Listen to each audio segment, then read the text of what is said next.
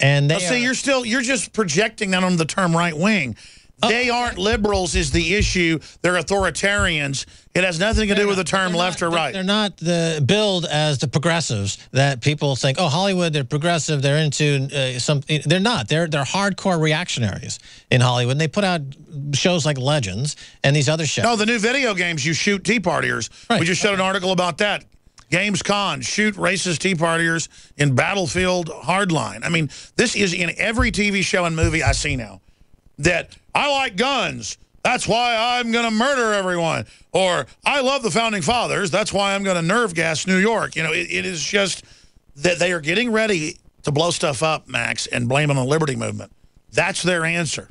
I agree. That's why there's an interesting dynamic at play here, because there's very room left to go for sanctuary. I mean, here you are in Austin, Texas with this show, and you are kind of like holding down the fort. I mean, where do you go from here? There's very few places to go, because more and more of the population, more and more of the country is being converted to this extremism that's anti-freedom. It's an anti-freedom extremism, because this is what the government is saying we need to do to protect ourselves against the quote-unquote terrorists, and this is setting... These people don't like the NSA spying on them. Wait, I thought you weren't doing that.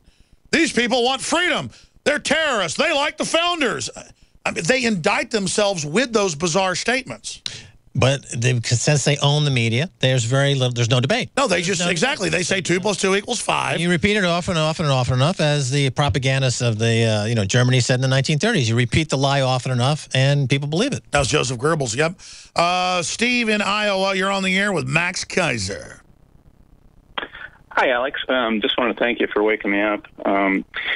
My topic is kind of off topic, I guess. My son is going to school this fall, and they're requiring a vaccine for him to go to school. And it's all a lie. There is no law. There's a waiver they have to give you by law.